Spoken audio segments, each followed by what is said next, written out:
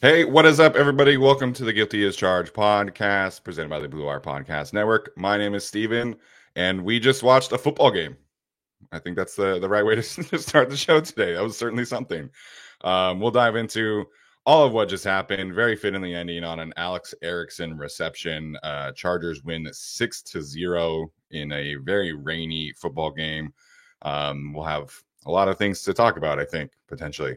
Joining me to that is my guy, Tyler. Tyler, what is up, man? How are you doing today? Man, I got some laundry done, so that was cool. That was definitely worth doing. Did I expect it to be a great shootout kind of game? No, I certainly did not, but that was still a snoozer. If you like defensive football, if you like good punting from J.K. Scott and then a 71-yarder from their punter, hey, you got it. But yeah, wasn't the most entertaining game, but they won, and congratulations on a defensive shutout. Yes, first defensive shutout since 2017, as you pointed out. So, we'll dive into what exactly the defensive performance means. But the Chargers are 5-7. You and I talked yesterday about like the bar for how many points the offense needed to score. We said it was 17. It turns out it was 3. It was 2. They could have gotten a safety and won this game. So, the Patriots offense and the Chargers offense is quite a mess. If you are a fan of Big Ten football, that probably felt pretty familiar to you, unless you're an Ohio State fan, obviously. Lots of great punting. J.K. Scott, man, like salute. Amazing day of punting from him today. So we'll have a lot of things to take away from that game. I don't think we're going to talk about like what this does from a win-loss standpoint. I think that ship has sailed. As Alex pointed out, for those who are wondering, the Chargers playoff chances now sit at 6% instead of 2% if they had lost. So that's where they're at. I think for me, this was a pretty damning performance from Kellen Moore and this offense in general today. And I wish we could start on some positive notes for sure, and we'll get to some of them. But what this Chargers offense did today was pretty inexcusable. I mean, the Patriots have a good defense. It was rainy. I get that. But to have this kind of performance today is just it was a pretty big indictment. You get 6 drops from the wide receivers and tight ends. I think 4 of them at least would have, kept drives alive. The Chargers ran the football 24 times for 29 yards today. They averaged 1.2 yards per carry as a team in a game where you had to run the football. Again, it's rainy, all this stuff, but 1.2 yards per carry is quite literally the worst I can recall off the top of my brain. So we'll talk about the defense and the things they did well. We'll talk about some of the things that did well and other things, but this Chargers run game is just a disaster. I mean, you get a turnover from Tuli Tuipulotu, and you get 3 straight runs. Inexcusable play calling from Kellen Moore. Granted, Justin Herbert did check into one of those runs.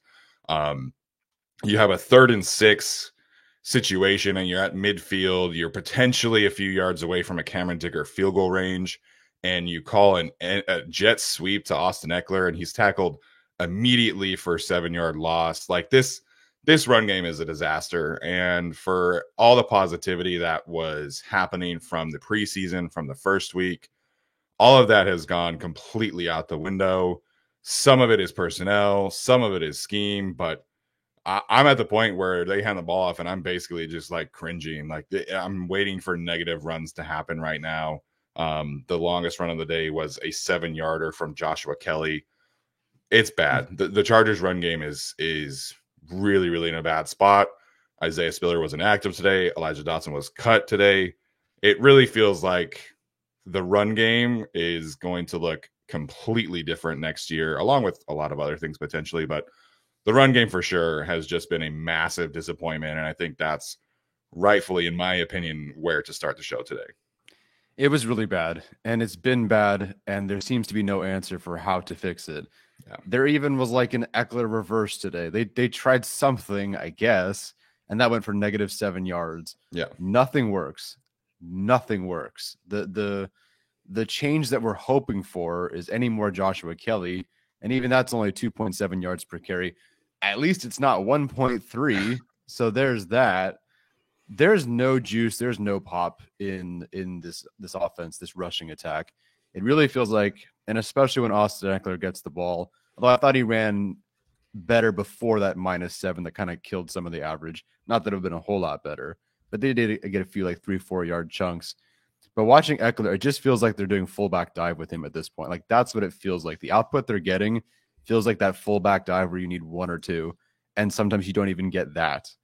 The lack of displacement, the lack of execution, the I don't know what it is. And someone smarter than me would have to figure this out, but there's clearly something about the Chargers and when they run the football that gives something away where they completely feel like or defenses seem to know what's coming.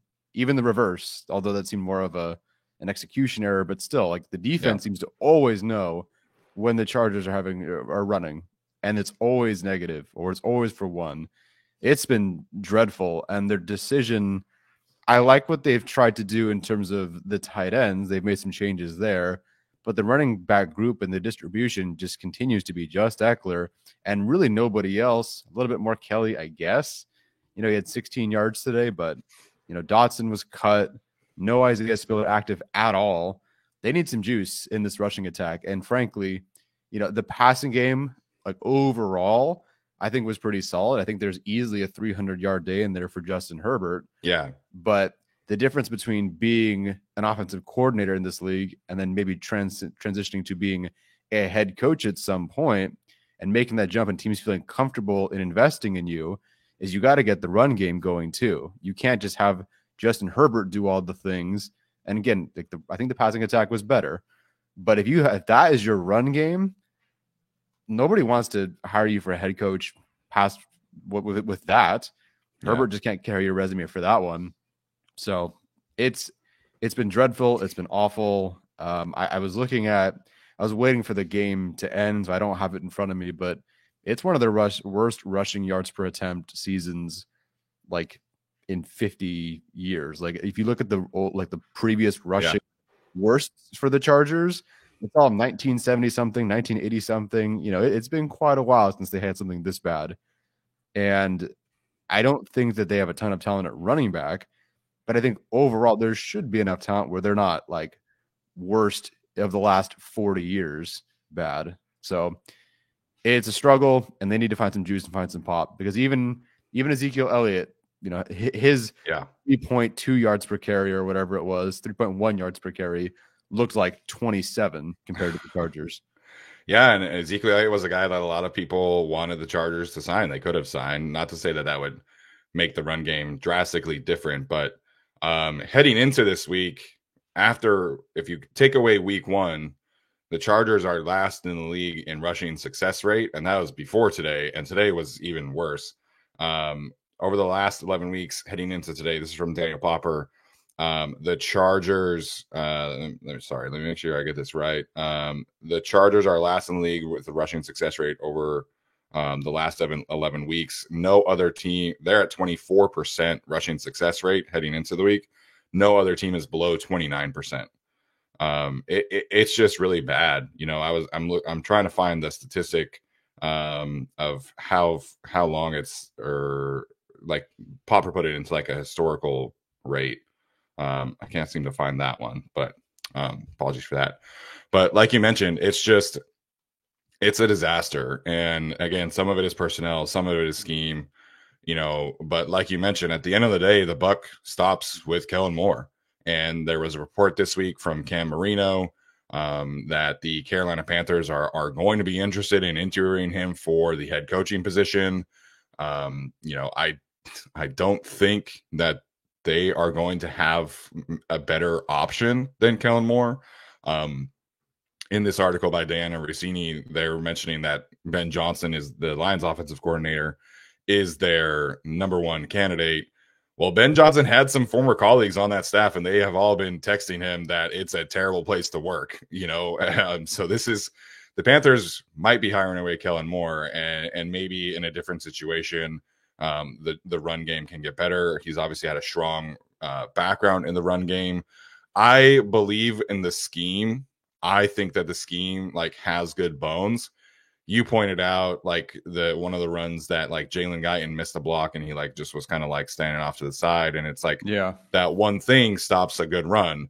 That's Mm-hmm. every Chargers run. There is always one person who is not hitting their assignment that makes a potential good Chargers run a bad Chargers run, and then they don't have right now the backs to create positive yards in those situations. You look at like what Ramondre Stevenson was on track to do. You know, he was probably on track for like 150 yards today, if we're being completely honest, because he has that ability to create those yards, you know, in a vacuum. So it's frustrating, man. Like you can't run the football at all today. You have all of these drops. The offense is honestly kind of a disaster, and then the rain prevents you from, you know, being aggressive with Cameron Dicker. So you get 6 points. And it's such a big disappointment to see where their run game is at. You know, when Frank Smith was here in 2021, the Chargers were about 14th, 15th in the league in terms of yards per attempt and in terms of success rate, EPA per play. And that has been the best offense that we've seen under Justin Herbert. And the Chargers you don't need the Chargers to have an elite run game with a guy like Justin Herbert, but you can't be last in the league. And Kellen Moore was brought here in a large part to fix the run game, and it's gotten significantly worse. And some of it is not his fault. Some of it is personnel. But at the end of the day, buck stops with Kellen Moore, and this was kind of the last straw, I think, in terms of the run game. They have to make significant decisions and admit to themselves. Like the strange thing about the Austin Eckler situation is, one, statistically, it's not great. So you could have just made a change there regardless. But sometimes you have, you know, biases, priors, draft pick status, contract, etc., that gets in the way. Like you pretty much said that Austin Eckler is not returning next season. And you at least, you know, you gave him, you know, conceded a bit in terms of the contract, but it's not like Eckler secured a deal and they have to figure it out with him. This whole running back group is going to be completely different next year. And they don't really owe Joshua Kelly necessarily, but they need to make some sort of change. We keep suggesting this, but they got to have something. It's no surprise that your best rushing outputs of the preseason, obviously, and then week one, and really at the beginning of the season, involved Kelly a lot more. You know, in the preseason, obviously got more of Dotson. You got Spiller. They need to make a significant change. If they are praying and hoping at all to make the postseason, which they are, like you said, they have a 6% chance. So the Chargers are going to try to make the postseason still. Yeah. They have to make a significant change.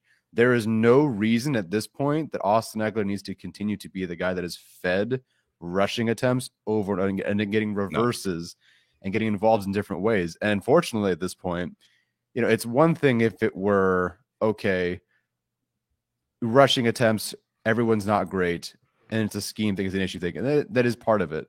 But then Eckler, the last few weeks, has fumbled the game away, fumbled consistently, dropped passes. Like at some point, you have everything you need to make the switch that you could make to at least go from, you know, really bad to just bad, or bad to below average, but at least it's not terrible.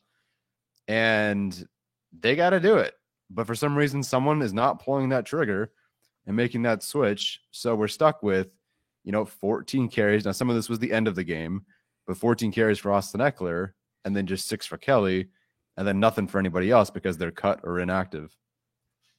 Yeah, you look at his, since he returned, you know, there's a lot of statistics out there in terms of like rushing yards over expectation, yards per contact, yards after contact per attempt, yards per carry.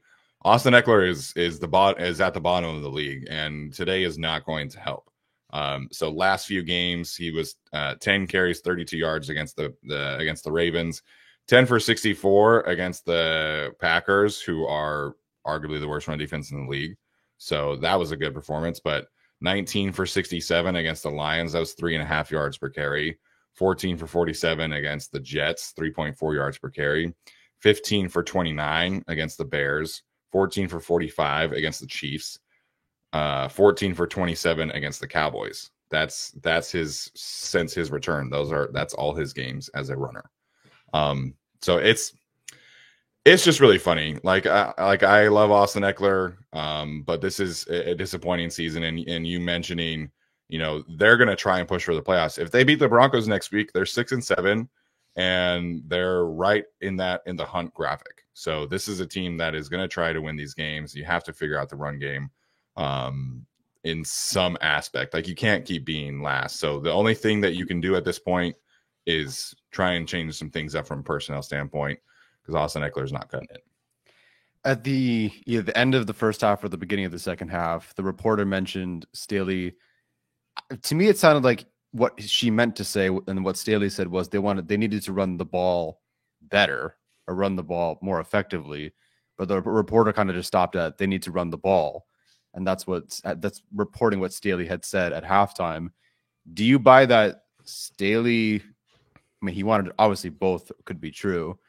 Do you buy that the comment was just they need to run the ball, and that's kind of why we saw maybe what we got, or that the report was just kind of incorrect, I guess, and not complete? Because it feels like they were missing a word or two in there. Because I don't know that Staley was like, we need to run the ball. Who is this from? At halftime, there was a comment from the reporter. I apologize for forgetting who it is. Oh, the sideline reporter. Sideline reporter. Yeah. Who said that, Brandon Staley said they need to run the ball. They need to run the ball was the comment. But I can't tell if that meant they literally needed to run the ball or they just needed to run the ball better. And there's a word missing there. Because if we're at a point where Brandon Staley is kind of saying, hey, we need to run the ball, then perhaps we have some hands tied. I think there were some instances where you could see that happening. To me, if you're running a jet sweep on 3rd and 6 at midfield, that's kind of like a similar call to like a draw or a screen where you're trying to just say like, hey, let's see if we can pop one, but we're playing field position here. Some of it is also the rain. Like you're not going to go into this game passing the ball 50 times a game when it's raining like that all day long. So I think Brandon Staley's hands were definitely in that kind of thing. I think Kellen Moore also realized that, like, hey, like we're just trying to grind some clock today. We're trying to figure some things out. I think they definitely had the plan to run the game, but they wanted to run the ball more against the Ravens as well, and obviously they weren't able to do that. So, as LD Bruin points out, Chase Daniels has said on his podcast a few times that Staley is involved in the game plans. Like he meets with Herbert, he meets with the offensive staff. We know he meets with Kellen Moore every single week. So Brandon Staley has his hands in the offense. Like he is a quarterback at heart. Like I know he obviously came up through the ranks coaching defense, but he played quarterback. So we know he's involved. Alrighty. Should we switch to another phase or any more? Yeah, so we can oh my gosh.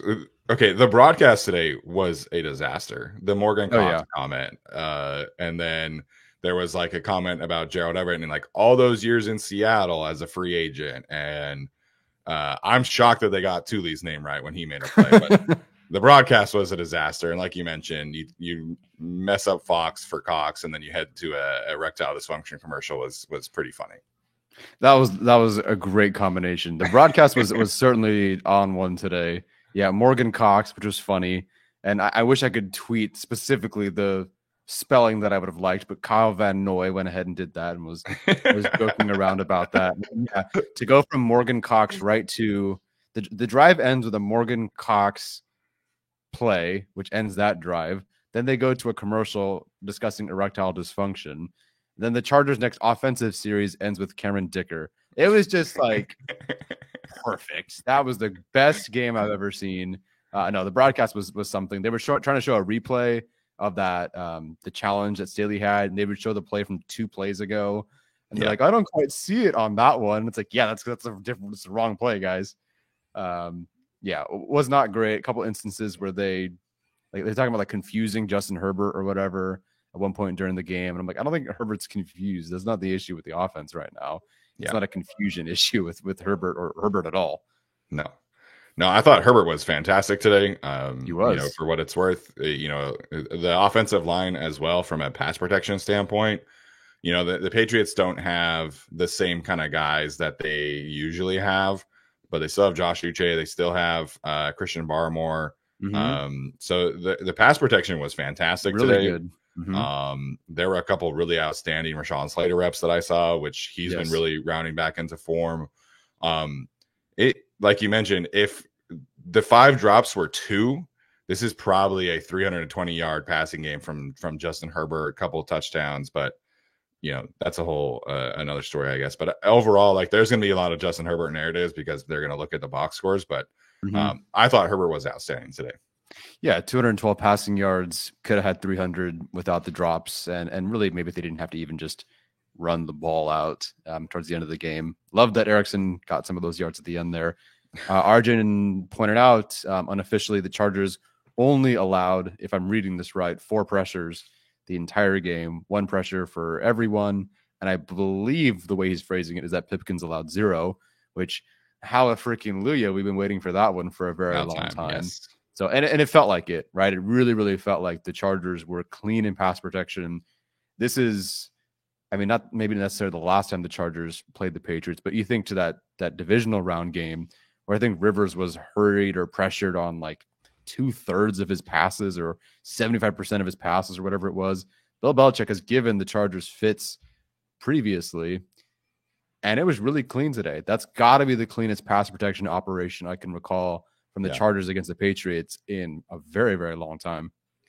Yeah, I mean, I remember the 2020 game, unfortunately, and it was just like every other play there was like a free rusher and Justin Herbert's. Yeah, that one it was worse than even like the prime Patriots. So the pass protection was really good today. I thought Herbert was great today. These are the kind of games where you really appreciate Justin Herbert's nature to avoid negative plays. Outside of the zone read decision, I thought he was fantastic. Didn't take any sacks. He had a couple risky throws, but nothing that was like completely outlandish. He had some great ball placements on some of the drops. Unfortunately, Donald Parham, Quentin Johnston, Austin Eckler, like you throw those passes to perfection and your guys drop them again on potentially, drive extending plays, and it just was brutal. So there's going to be a lot of narratives this week. If you're a Justin Herbert internet defender, I like how Arjun got to jump on that, talking about his leadership as he always does every single week in a sarcastic tone. But prepare yourself, I guess, because there's going to be a lot of, he doesn't put up numbers when he needs to and all this shit. But he was easily, 2 drops away from having a pretty big day today. So I thought Herbert was outstanding.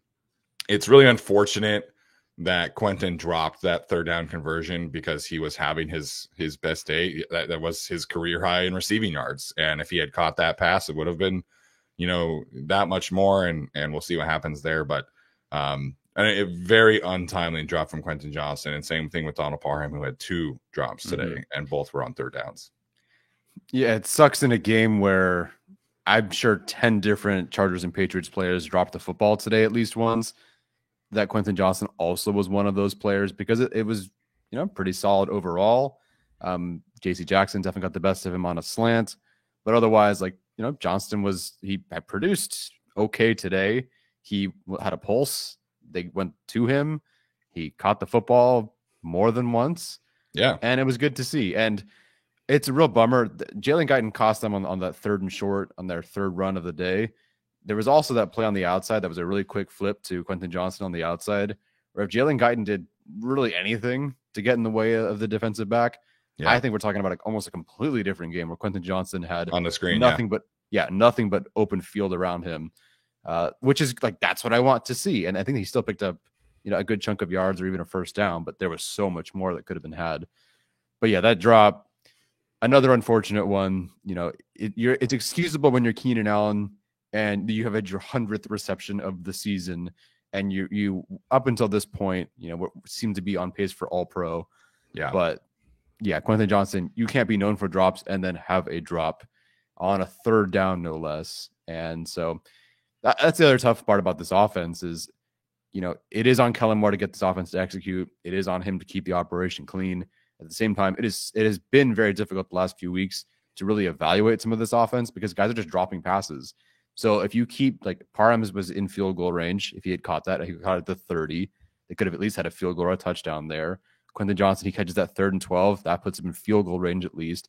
It's just so difficult to try to evaluate this offense when also there's these execution issues. Yeah. Yeah, man. It was really close to a potentially big Herbert day, but we'll see what happens here. All right, let's switch gears here. Talk about the defense, which I think showed out pretty well today. The Patriots are definitely not like a well-oiled machine or anything like that. But we felt like heading into this game that this was potentially a Jets light situation where if you can stop the run, if you can get this team into 3rd and long, then the pass rush should be able to get home. And I felt like in the first half, there were like 6 or 7 times where Khalil, Thule, Morgan were really, really close to, getting home on Bailey Zappi. And then in the second half, that just like kind of, it just has a snowball effect, similar to like turnovers when that starts to happen.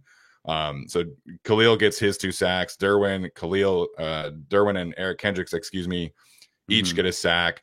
Was Thule the other one? No, it was Justin Hollins. Justin Hollins had the 5th one. Yes. Thule was close on a couple other ones, but those 5 sacks, it changes the game, and the amount of times that they were able to hit Bailey Zappi in those 3rd and 4th and long situations, it just changes the game. And the one thing the broadcast did well was on that 4th down, they pointed out that Hunter Henry was open for a conversion, but Khalil Mack got pressure. It changed Bailey Zappi's launch point, and then it gave Essang Bassey and Eric Kendricks time to get there for a recovery. So this was really the pass rush. The pass rush won them the game, in my opinion, alongside J.K. Scott in his career day. So Khalil Mack gets his 15th sack of the season, and he's really having a truly incredible season at age 32. So shout out to Khalil and the pass rush for holding it down today. Yeah, it was really great to see from this group. I know it's tough to not roll your eyes as a fan if you're looking at who they played. I understand that we've also just kind of been fooled by this defense and the pass rush before, considering who they've played, holding the Jets to only 6, the Bears to 10 or whatever it was. But still, like, a shutout is a shutout. And regardless, they've played some really bad offenses, and that's still their first one since 2017. So it was a tremendous overall performance. It was close at points. I think Bill Belichick also could have just taken a field goal there, although their draft pick Ryland has not been consistent either. So maybe it's not much of a gimme there.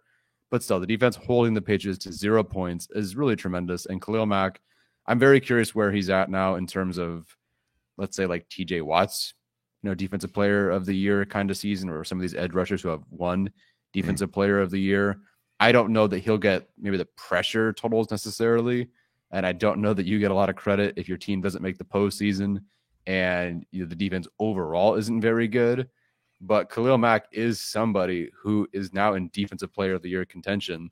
He kind of was last week, right? But now you're really starting to see, as he strung together another 2-sack performance, you look at who they have left. I mean, the Broncos apparently were terrorized by Will Anderson today, who had 2 sacks at least. And Mike McGlinchey is one of the worst offensive tackles in the league right now. Right, and they get to play the Broncos twice, and Russell Wilson isn't exactly, fleet of foot and young anymore. They get to play the Raiders again. Like, we talked about it on the Charger channel last week about Khalil Mack getting close to the sack record, if not breaking it. If other guys help him out and coverage holds up, which we'll see how it does against the Broncos, I really think Khalil Mack is going to get there, man. He's currently on the pace to. And he's got some really bad tackles coming up. And frankly, I think Khalil Mack looks better, quicker, more bend to him, more, not effort. He seems younger as the season has gone along than he did at the beginning of the year.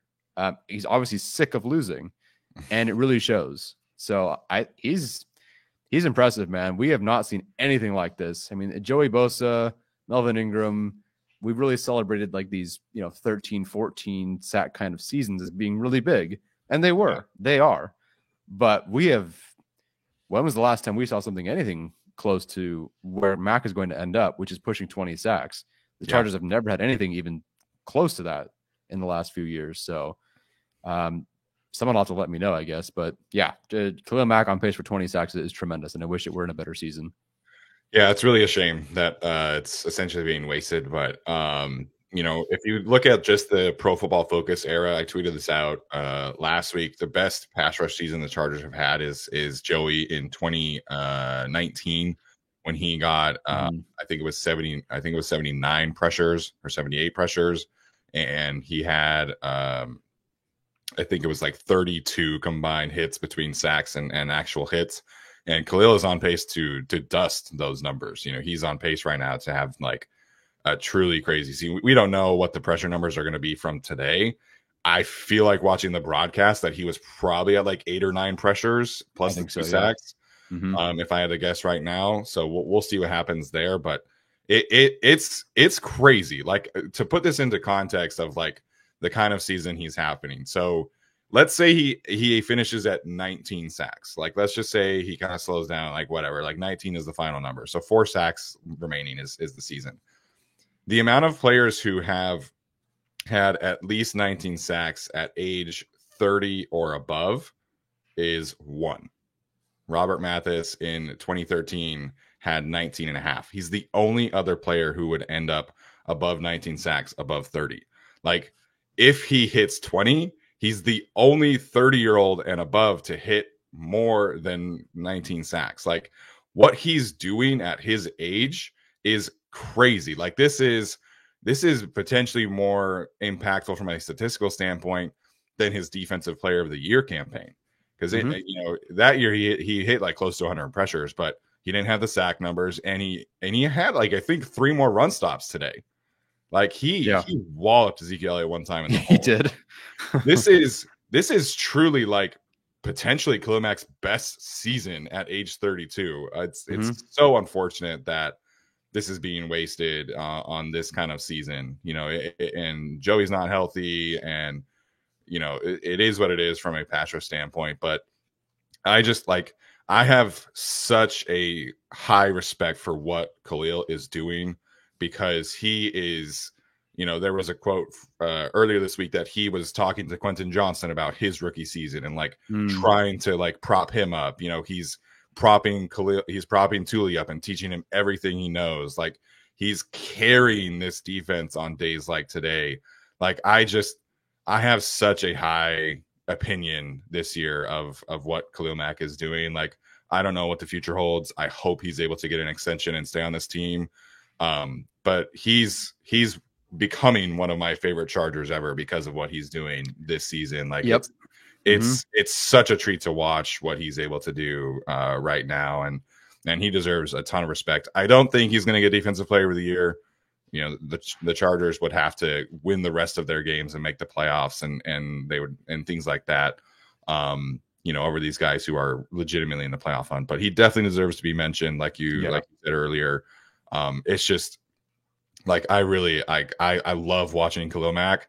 He's like the one thing that has kept me watching the defensive tape back and watch the Packers tape, previously, basically because I wanted to see like what Khalil was doing. So he's having such a special season, and I've loved watching it, even if it's kind of a lost season right now. I'm glad you said it, because I really was starting to feel that today and really the last few weeks. And just, he's so impressive overall. The press conferences, you watch him, he's so impressive, very careful with what he says. But someone like, you can tell, I'm sure, he gets in front of everybody on the team, everyone shuts up and listens. And he just commands, 100%. He just has a kind of presence that feels almost throwback. I don't know. There's something about it. Part of it's his age too. He's not a young player. He's been around the league for a while. He's a veteran. There's just something about him that just feels like just greatness. It really is just greatness on the screen and on the field, off the field. And like you said, he's becoming one of your favorite Chargers. And I completely agree. What you're seeing from him and what he's been able to do. Listen, Dustin Hopkins, I joke, but like, he's kind of a legend low key, because he's a guy who was injured and kicked the Chargers to a win against Denver. Fans love players like that who, through adversity, against all odds, or just by themselves because no one else will do it, they pull their team to being, something, or at least their side of the football is any bit better because of them. Yeah. And what Khalil Mack has been doing, it truly is special. We don't always get to witness greatness with the Chargers. We don't always get to witness the greatness of one particular player at their position in their prime, like not really in their prime necessarily, but in their prime, because that's what Khalil Mack is at right now. Yeah. It's really great to witness greatness and also just love him so much for who he is off the field.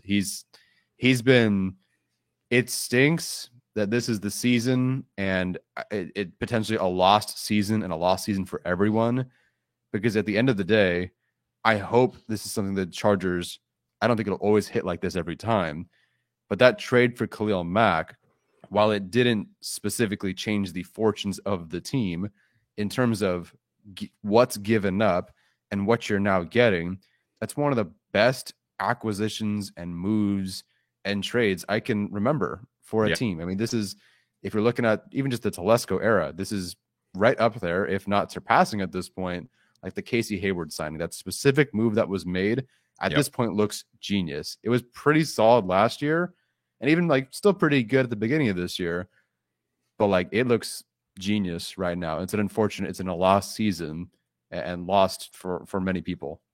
Yeah, I think like you can hear it in the way people, like his teammates, are talking about him. Like if he is able to stick around, and we'll see what happens after the season.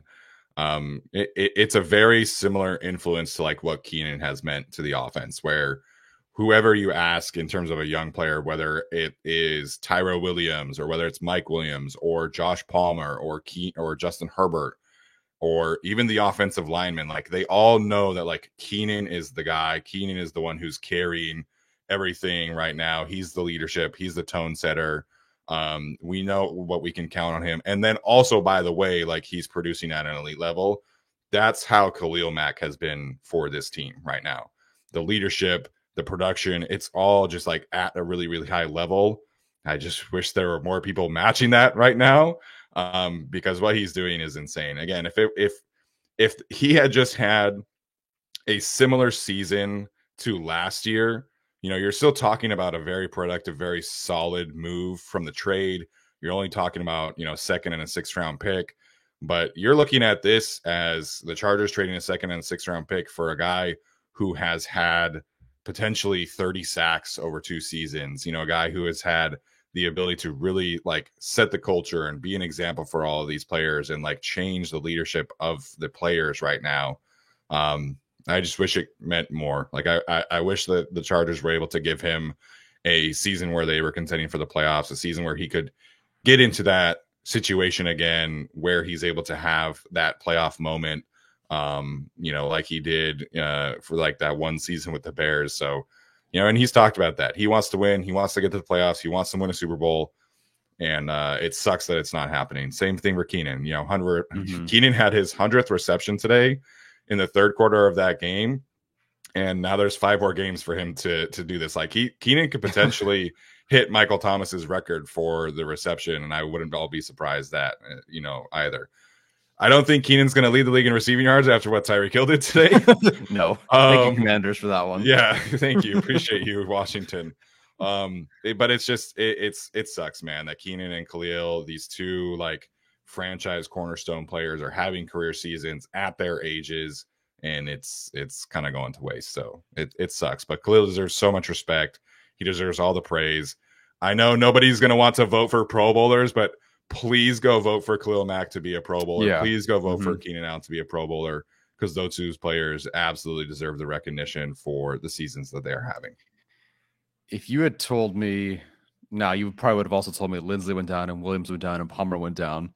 But if you had told me Keenan Allen is potentially having an all-pro season, whether he's voted or not, let's say a Pro Bowl year, sure, Khalil Mack was on pace to break the sack record, and Justin Herbert, other than the finger issue, has been healthy all year, and the offensive line in general was healthy, I tell you, where's the Super Bowl again? Where are we flying to? What at minimum you're expecting probably the opposite record right now of 7-5. Sure. Yeah. Right. and special teams is still good. It's not like that's been the issue. Special teams was great today. Special teams was awesome today. What was the last game J.K. Scott was really good and where everything else was bad? Was that the Jets game? Yes. There was some game where like the offense was terrible, but J.K. Scott was on fire.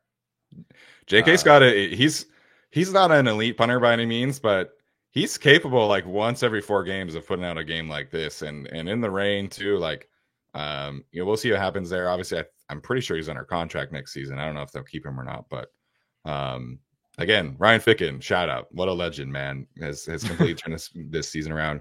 Haven't mentioned him yet too, but Darius Davis, without that 24-yard return, the Chargers probably don't kick that field goal in the 2-minute situation. So Darius Davis has sparked the Chargers offense more than one occasion. Obviously, he had the touchdown against the Jets. So this special teams unit is continuing to be fantastic. Yep. Dean Leonard, AJ Finley had some really cool moments as gunners. I saw Michael Davis out there as the gunner. He was the one who was trying to track the ball on the punt to the 2-yard line. So, also for what it's worth, Dean Leonard is the Chargers special teams Pro Bowl nomination. I think he deserves it as a gunner. I think he's a fantastic gunner. Had some rough moments today in coverage, but it is what it is. Yeah. What else is new? The Chargers special teams unit, regardless of how the offense performs, the defense performs, special teams unit is always good. I am curious if when the offense is struggling, Darius Davis takes more attempts regardless of how things look. I mean, obviously, it was very early in the game against the Jets, so he'll never really know. It's not like he just returned to the first one that he got for a touchdown. But in this game, the offense needed it, and Darius Davis once again delivers for them. I'm curious where he'll stand at the end of the season, but it's a shame. You got Thule making great plays, Darius Davis making great plays. This draft class is so close to being a really, really good one that just one particular pick needs to start gelling a bit more. But anyway, special teams, both your field goals. Nothing was particularly difficult in terms of range, but there was the weather aspect. Darius Davis, 18.3 yards per return on punt returns.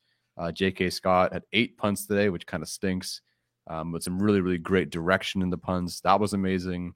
Punt returns for the Patriots. So their kick return had 2 yards. So Jalen Reagor had a 2-yard kickoff return. Because he botched the oh, okay. Kickoff, like he kind of dropped it for a little bit. Was that the first play? The first kickoff return? No, it was after their second field goal in the second half. Oh, okay. Yeah. Maybe I was doing my laundry then. Yeah, Patriots punt returns. Yeah. Number of attempts. So wait, so they have 2 returns for 0 yards? From a punt return standpoint, yeah, because I don't think JK gave them any opportunity to have any returnable punts. Jeez. Well, great day overall for the special teams. Yeah, 100%. One thing I do want to get back to here, Justin Hollins has been a real X factor for this team. I think he's shown some real flashes. I think what he has been able to do for the last 3 weeks is certainly meriting consideration to bring him back next season. He's got kind of a diverse pass rush bag for somebody who was on the practice squad. He had a cross chop last week on Ronnie Stanley that kind of made me sit up out of my chair when I watched it on film. Today he had another great move. I can't remember if it was a cross chop or just kind of a swipe on Trent Brown on his sack. But he's shown some real flashes, and guys like Justin Hollins are why you kind of lean into some player development in young players, because you never know if you can kind of work your way into somebody, becoming a crucial piece here. So right now, if the edge room were fully healthy, I would advocate for Justin Hollins as edge 4. I think he's really been a guy who's shown a lot of flashes. He's played the run well. He's had some good pass rush moves too. So I definitely wanted to give him a shout out, because he's shown some real juice as a pass rusher for this team over the last few weeks. And no surprise, he's another Coach Ed guy. So appreciate Justin Hollins and Coach Ed for coming out here and showing out for the Chargers. Yeah, the trajectory has been nice. I don't expect it to be significantly better given the number of reps, but going from getting acclimated to 2 pressures last week to at least 1 sack this week, and I don't know how many pressures, is really strong. And we're at a point where the Chargers will need to start leaning into these kind of not midseason acquisitions, but players like a Justin Hollins Yeah. to fill out their roster. I mean, they're going to have potentially 6 or 7 new defensive starters next year. Well, I don't believe you just go out and find Hollins and then that's your starter. You know, a guy like that, not always, but you got to start hitting on guys like this. And now you have a pattern of, and give Staley and the defense credit for this, Kyle Van Noy, Morgan Fox, Bryce Callahan, who I still don't get why he's not signed. Probably early, but still like Justin Hollins, to an extent, Dean Marlowe, Jalen Hawkins. Like these guys, all sort of veteran guys that you've picked up along the way. And while they're maybe not like 17-game legit high-end starters, they've been able to contribute, or some of them even be a starter and contribute really, really well over the last couple of seasons. So we talked about draft takeaways specifically, but one takeaway from the regime overall, regardless of what happens next, is that like you really should lean into guys like this because you don't have the money next year. Yeah. So I guess they have no choice. So we'll see a lot of opportunities like this, but it's some positivity moving forward, especially at edge, where Gift Smith just continues to make it work. Yeah, Gift Smith is a guy who I would love for him to just stick around for the Chargers for however long he wants to coach, because, you know, he's able to just really get the most out of these guys for the most part. But, you know, getting production from a guy like Justin Hollins, that's the kind of stuff you need, because right now, Tuli and Khalil Mack, I saw the snap counts from the last 2 weeks. They're playing like 85% of the game right now. So if Justin Hollins can give you some production and give you 20 snaps instead of 10, and because he's and produce, like, it's huge, because then it keeps Khalil, it keeps Tuli fresh. You know, you're allowed to do the rotation. And so, you know, that is one thing that has been a positive from a player development standpoint over the last few weeks. You know, they kind of got away from the like 3 edge rush package with Morgan Fox from a pass rush standpoint. It was back today. So I think that was kind of an indication that they are starting to trust Justin Hollins a little bit more in key situations. I think Tuli, one of his almost sacks today was out of that package. So I'm curious to see the numbers there. Obviously, Arjun has pointed this out, but the combination of Joey, Khalil, Tuli, and Morgan Fox was one of the 10 best defensive line combinations in terms of pressure percentage of the season. So losing that has been a big deal for them, I think. But if they could get that back in the form of Justin Hollins, then great. I think you are moving in the right direction again from a pass rush standpoint. Yeah, last year they only needed Chris only, and I'm not saying it was because of him, but Chris Rumph was part of their strongest rotation of 4 in terms of like pressure rate, stunt rate, etc. So if Hollins can just slide in and be even a better version of Chris Rumph in passing situations, I'm not saying the defense is going to be great, but like at least you get the rush you want, like the rush plan that you want to have in place, which is set forth by Gift Smith. It's there, so at least you have that every week. Yeah. Tyler, anybody else you want to give a quick shout out to? I think we're at 49 minutes. So we'll probably wrap up the show here in a bit, but anyone else you want to give a shout out? Yeah, Eric Kendricks. I think by far his most productive day overall. I think he had a pass breakup, but it could be wrong.